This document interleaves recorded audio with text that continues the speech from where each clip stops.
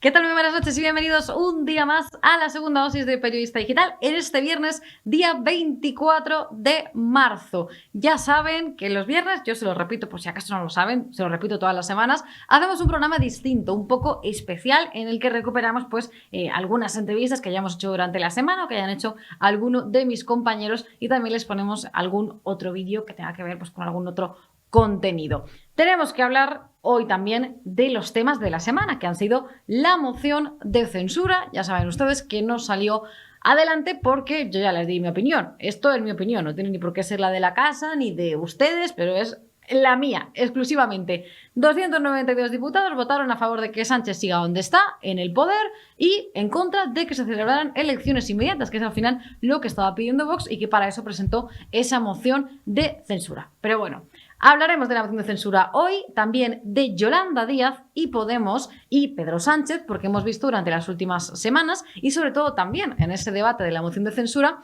ese acercamiento de la vicepresidenta segunda del gobierno a Pedro Sánchez, y por lo tanto ese distanciamiento de Podemos. Esto no le estaría sentando del todo bien a Pablo Iglesias, que aunque se haya ido sigue siendo la cabeza pensante de la formación morada. ¿Y qué quieren a Yolanda Díaz con ellos? Eso de que se vaya con el Partido Socialista no les convence. Vamos a analizar este asunto con nuestros invitados y hablamos también de María Gámez, la directora de la Guardia Civil, que presentó su dimisión el miércoles después de la imputación de su marido y su cuñado en un caso de corrupción.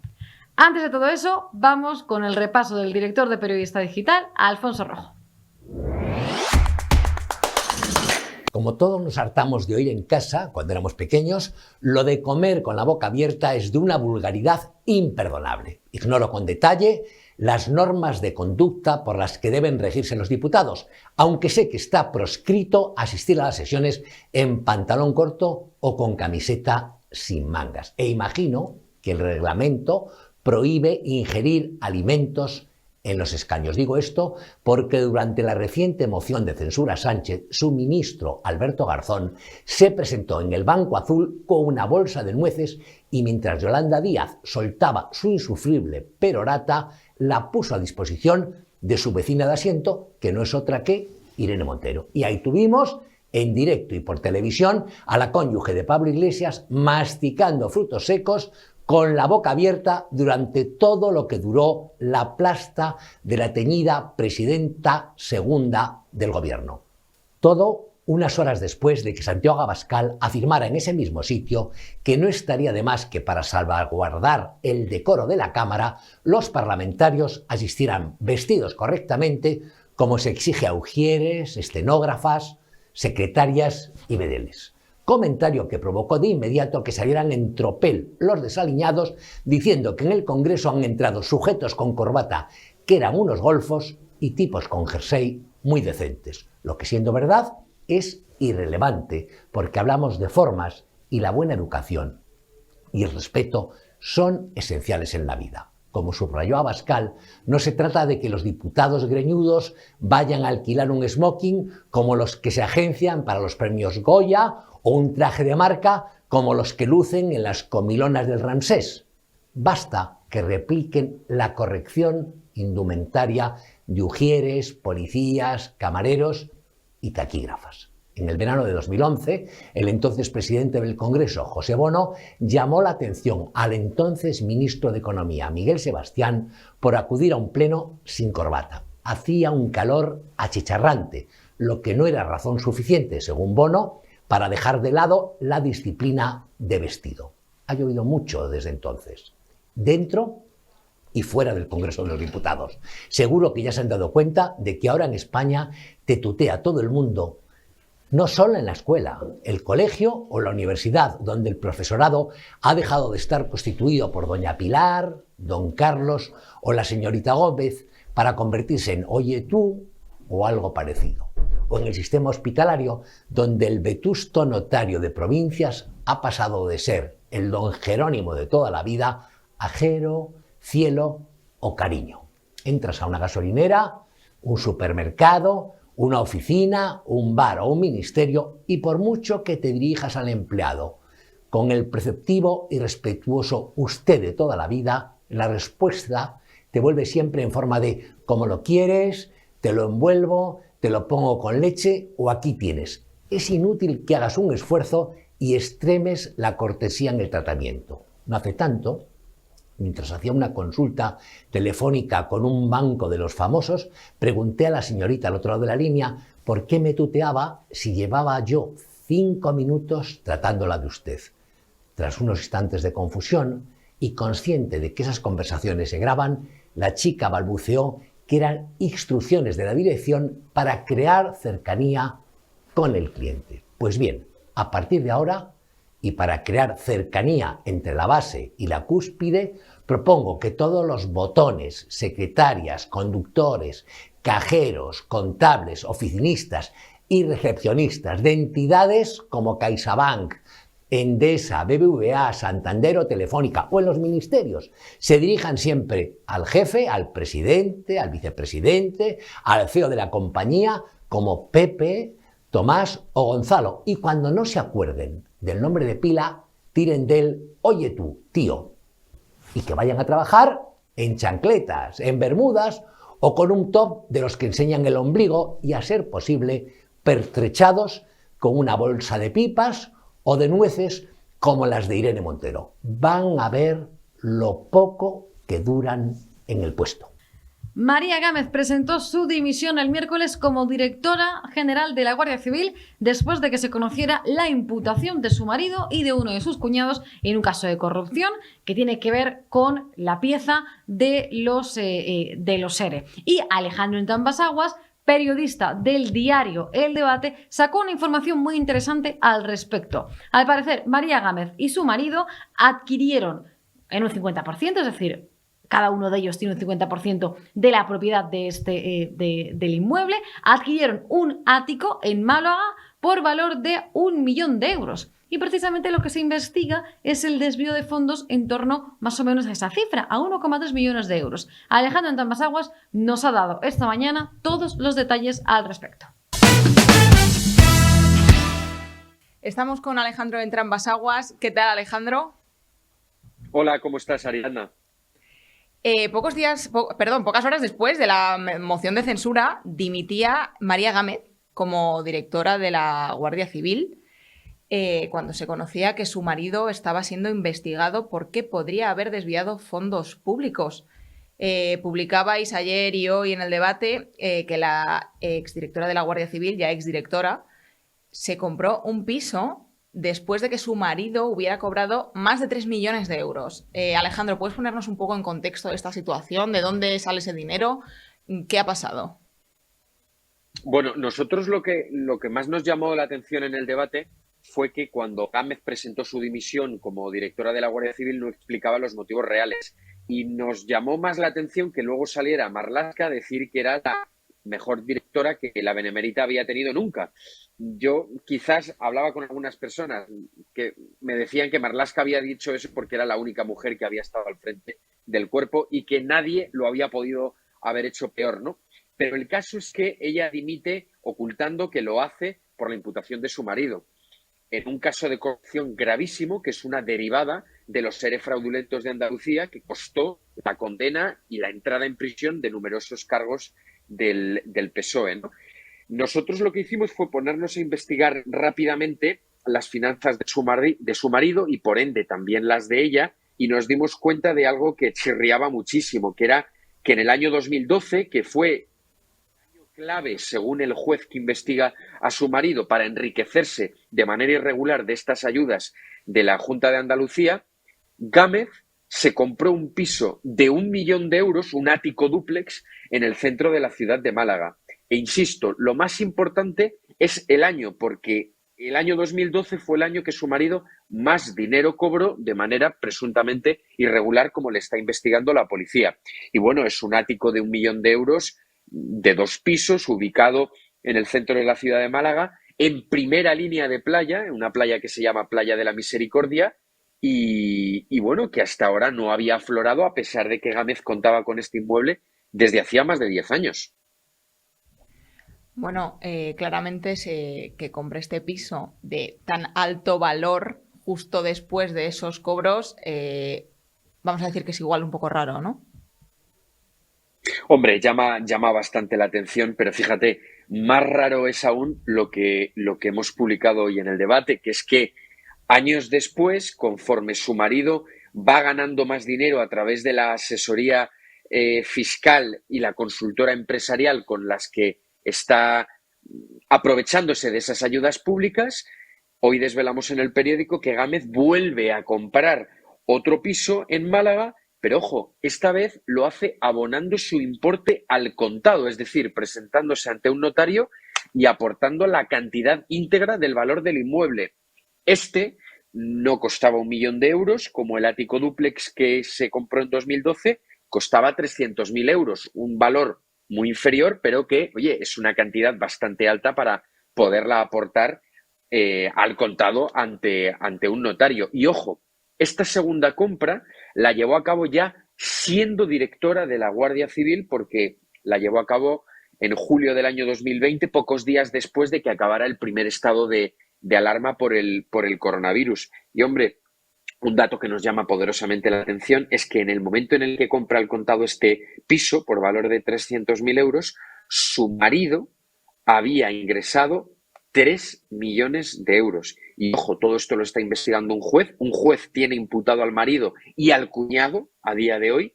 Y yo mucho me temo, en fin, que el juez pues podrá plantearse la posibilidad de imputarla a ella por el afloramiento de todas estas propiedades inmobiliarias en las que figura también el marido, ¿no? Entonces veremos en los próximos días cómo se desenvuelve la causa judicial.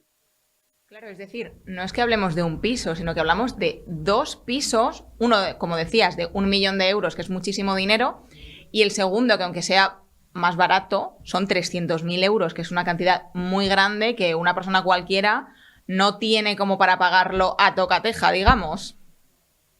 Es cierto, y además María Gámez no ha contado con grandes sueldos dentro de su última etapa profesional como para poder acumular ese dinero y poderlo abonar rápidamente ante un notario ante la compra de un piso, ¿no?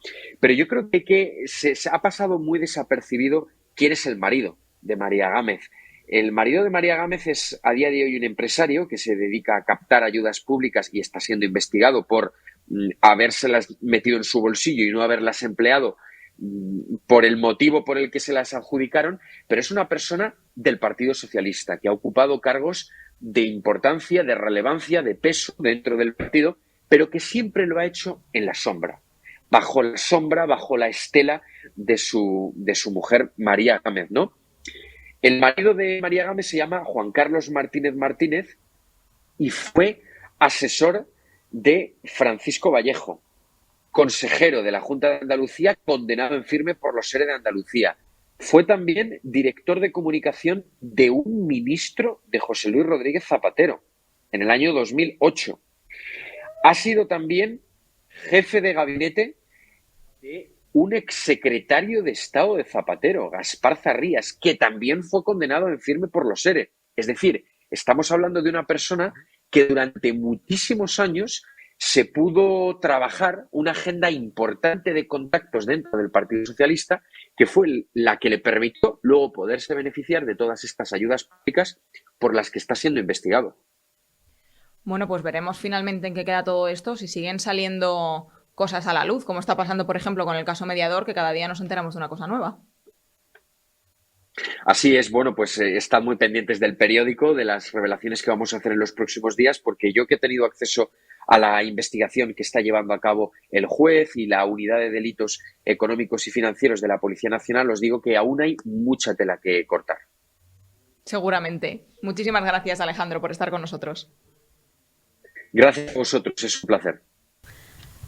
Otro de los asuntos de la semana, se lo anunciaba al principio, es esa relación cada vez más cercana entre Yolanda Díaz y Pedro Sánchez y el distanciamiento de Podemos y de Pablo Iglesias de la ministra de Igualdad, Irene Montero. Por cierto, cuando dio ese mitin la vicepresidenta segunda en el debate de la moción de censura, las ministras no aplaudieron. Irene Montero tenía un poco cara de como que no le estaba gustando demasiado el asunto. Analizamos este tema con Luca Constantini, periodista de The Objective. Estamos con Luca Costantini en la segunda dosis de Periodista Digital. Muchas gracias por estar con nosotros. ¿Qué tal? Muy buenas. Escribías ayer en The Objective sobre Yolanda Díaz, que planea recuperar la palabra España como eje central de su nuevo proyecto.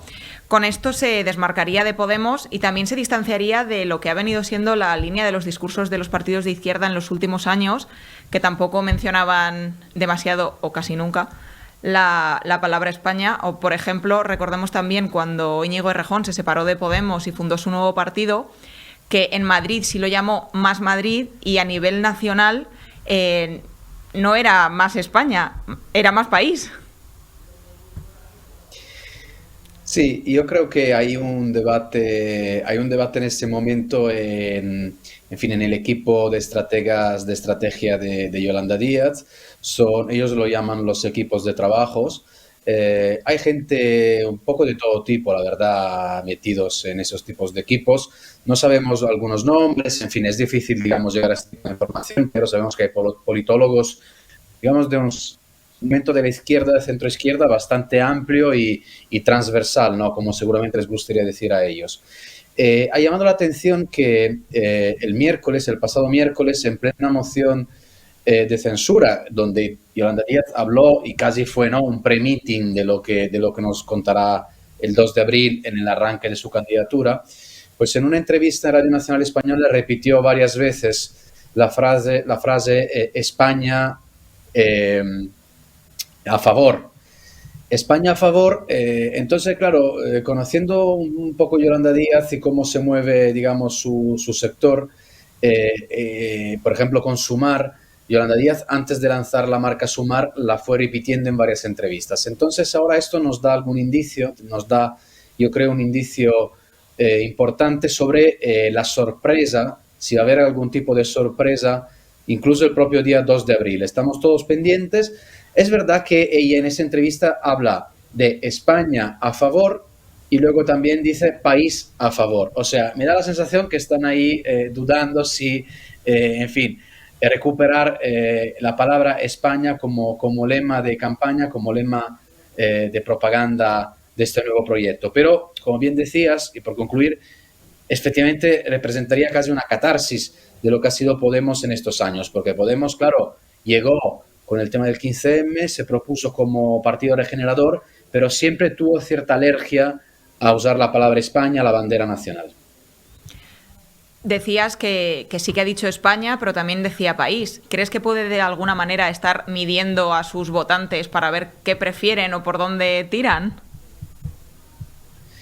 Bueno, yo creo que ellos deben estar haciendo algún tipo de encuestas internas porque lo que dicen es que sí que tienen sondeos que les dan buenos datos. A ver, casi ningún partido político te dice que los sondeos que tienen son malos. O sea, no nos vamos aquí a creernos todo lo que nos cuentan.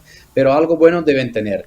También porque por el lado de Podemos, que digamos también nos da otros indicios, se les ve muy nerviosos, ¿no?, con toda esta puesta en marcha de Sumar, de Yolanda Díaz, lo que ocurrió en la moción, el apoyo que está recibiendo por parte del PSOE y también de grupos mediáticos muy relevantes. Por lo tanto, es probable, bueno, yo diría casi seguro que estarán haciendo algún tipo de encuesta, ellos los llaman los tracking, ¿no? Es decir, encargan a empresas privadas unas encuestas confidenciales sobre ese tipo de asunto. Pero yo te digo una cosa, yo creo que la reflexión va sobre el cambio de ciclo, por ahí van los tiros de la reflexión que está haciendo Yolanda Díaz. Esta Yolanda Díaz, así moderada, con este talante tan moderado, pues se enmarca en una idea de que el ciclo de Podemos reivindicativos del 15M y tal, pues se ha acabado. Estos 10 años de protesta, ¿no?, de este populismo muy rabioso, pues se ha acabado. Ella lo dice varias veces, yo no he venido aquí para hacer ruido. Entonces, claro, sería, yo creo, una grandísima sorpresa si ella de alguna manera vuelve, a hablar de nación, de España, siempre, claro, desde una perspectiva de izquierda. Pero fíjate que, por ejemplo, con el tema de la plurinacionalidad, Yolanda Díaz no se ha manifestado mucho y hay partidos nacionalistas como Esquerra Republicana y concretamente Rufián que le reprochan directamente a ella estar rompiendo este eje entre Podemos y los nacionalistas en el Congreso. Tenemos varios indicios. Estarán en ellos, seguramente lo están debatiendo. Vamos a ver qué decisión toman finalmente. Bueno, hablabas de un posible fin de ciclo de Podemos, de un cambio de esas políticas más agresivas, digamos, por decirlo de algún modo, a una izquierda más moderada. ¿Crees que Yolanda Díaz, si se presentase a unas elecciones generales, arrastraría esos votantes de Podemos y se los quedaría ella? ¿O por el contrario, la izquierda se quedaría mucho más fraccionada? Por un lado el PSOE, por otro lado Yolanda Díaz, Podemos, Errejón. A ver, yo creo que Yolanda Díaz ya ha recuperado muchos votantes que tiene Podemos, pero es cierto que hay un núcleo duro que seguramente pues no ve bien lo que ella está haciendo. Desde Podemos están lanzando varios misiles contra ella en las redes sociales, en estos chats internos, en fin, entre militantes y los más fans de Podemos. Por lo tanto, yo creo que ella, la jugada que va a intentar es la siguiente. No se va a mover hasta el día 28 de mayo, es decir, va a ponerse más o menos de perfil en la campaña electoral de mayo. Ya veremos dónde va, seguramente a Barcelona, porque está de Colau, pero no en muchos sitios. Y a partir del día 29 de mayo va a lanzar una OPA hostil para realmente aislar a lo que queda de Podemos. Es una operación muy complicada, pero las relaciones entre los dirigentes Irene Montero, Pablo Iglesias, Yolanda Díaz y tal, pues están francamente, van de mal en peor. O sea que yo creo que va a ser muy complicado unificar este espacio político. Estamos ya en una guerra de trincheras en este momento.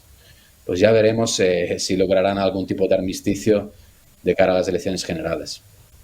Hablabas también de nacionalismos y es verdad que el gobierno de PSOE-Podemos ha pactado con independentistas catalanes, por ejemplo, porque no les ha quedado más remedio para gobernar y para sacar leyes adelante, pero también es cierto que hay muchos sectores en cuanto a ciudadanos, me refiero, de gente de izquierdas que no está de acuerdo con el independentismo catalán, que no les representa y que igual también quieren distanciarse de Podemos por ese motivo.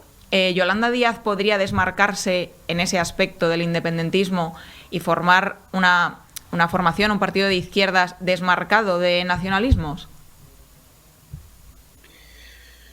Bueno, a ver, claro, España es un país muy peculiar y la izquierda española también tiene este reto, en mi opinión. Yo creo que Pablo Iglesias, y creo que muchos lo piensan así en Podemos, entre otros Carolina Vescanza, que evidentemente no era una mindundi en el partido, sabían perfectamente que cada paso que se daba hacia los nacionalistas eran votos que se perdían en el ámbito nacional. Es decir, Pablo Iglesias tuvo una visión, digamos, tuvo una grandísima habilidad estratégica cuando entendió que tenía que mirar de cara al PSOE y desafiar al PSOE. Y aquello era un proyecto político nacional. En el momento en el que renuncia a la bandera y acaba con esas reuniones que mantiene con Rouras y Junqueras a partir del año, creo, 2017, en un abrazo con los nacionalistas, Podemos empieza a caer electoralmente. Por lo tanto, repito, lo de Yolanda Díaz puede ser una catarsis de aquello, es decir, casi una vuelta de alguna manera a una izquierda alternativa al PSOE, pero transversal, hombre, que asume que seguramente algunas reivindicaciones o sensibilidades del nacionalismo periférico, pero que no, en fin, que no se traga todo su discurso. Es que en el Congreso se ve, es decir, tanto Bildu como Esquerra Republicana no están cómodos con Yolanda Díaz. Esto algo significa, ¿no? Y con respecto a la pregunta que tú me hacías, pues claro, seguramente hay un sector de la izquierda que está incómodo, de la izquierda que no es PSOE, digamos, que está incómodo pues con esta cuestión de, en fin, de los nacionalistas en las Castillas, en Andalucía, en fin, pero también en Cataluña. También en Cataluña yo creo que el nacionalismo está, en fin, está reculando de alguna manera y puede ser que Yolanda Díaz aproveche este momento también para, en fin, una propuesta política renovadora también en ese sentido. Oye, no vamos a esperarnos una Yolanda Díaz que va a recentralizar algunos aspectos, ¿no?, de la administración pública. Eso sería ya, en fin, un sueño bastante extraño. Pero bueno, con un discurso diferente respecto a lo de Podemos hacia los nacionalismos. Y ya para terminar, volviendo al tema de la moción de censura, cuando Yolanda Díaz da su discurso en respuesta a Tamames, es decir, que Pedro Sánchez le cede a ella la palabra, es una manera también de evidenciar que hay una ruptura ahí en el gobierno el hecho de que Pedro Sánchez le ceda la palabra a Yolanda Díaz cuando ella puede ser su máxima rival en las siguientes elecciones?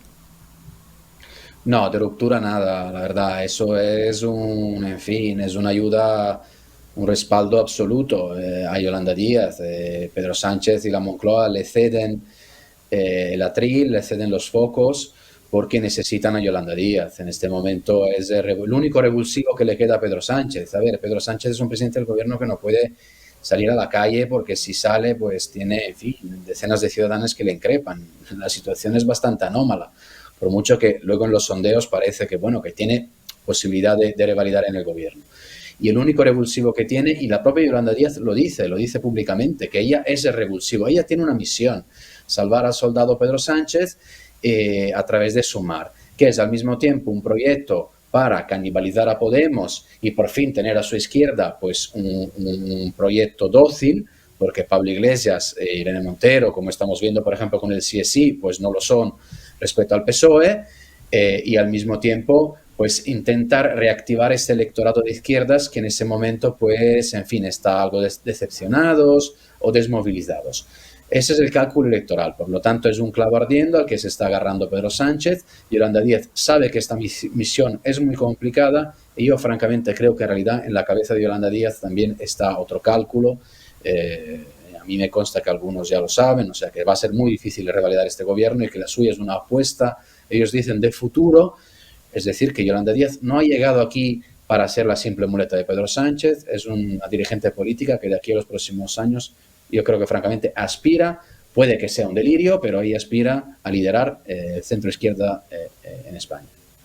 Pues veremos cómo avanza el proyecto de Yolanda Díaz a partir del próximo 2 de abril y sobre todo después de las elecciones municipales y autonómicas del 28 de mayo, como decías, Luca. Muchísimas gracias por estar con nosotros. Muchas gracias.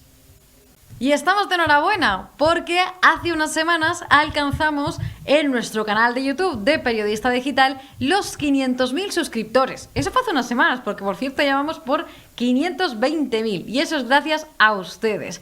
El martes hicimos una fiesta para celebrar esa cifra, ¿no? Que para nosotros es todo un éxito. Les dejamos el vídeo que grabamos también en esa celebración.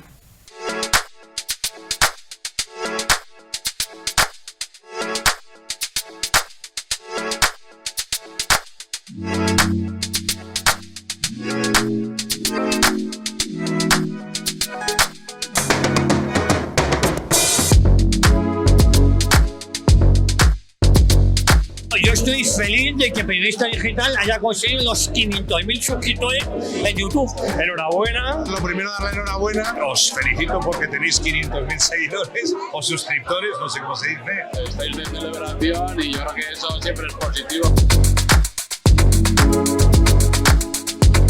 Encanto es un espacio multidisciplinar creativo donde hacemos todo tipo de eventos creativos, eventos para empresas, damos clases de interpretación porque además incluye una escuela de artes escénicas.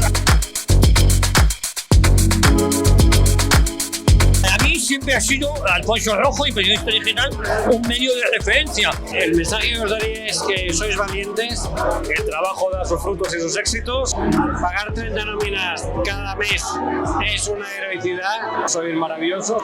Que sigan. A seguir así. Que sigan como están.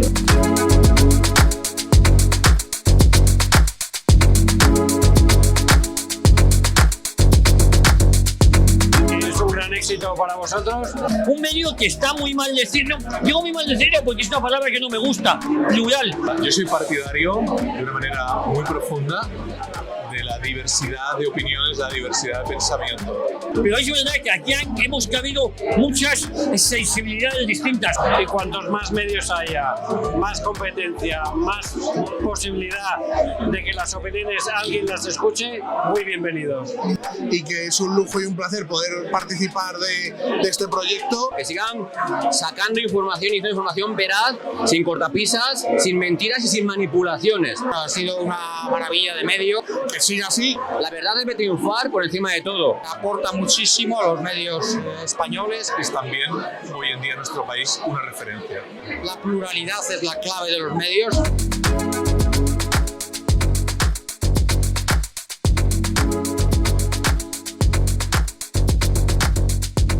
Pues lo estáis haciendo bien. Así que enhorabuena. Enhorabuena a todos. Y que siga muchísimo tiempo. Le deseo a Periodista Digital el mayor de los éxitos y además que yo lo vea, ¿eh? A Periodista Digital, a todos los que componéis Periodista Digital. O sea que muchísimas gracias. Y muchas gracias a todos los que nos ven y todos los que os ven, que sin ellos sería imposible. Y que nos sigáis dando voz. Ahora celebramos el medio millón, dentro de un año, 1 millón.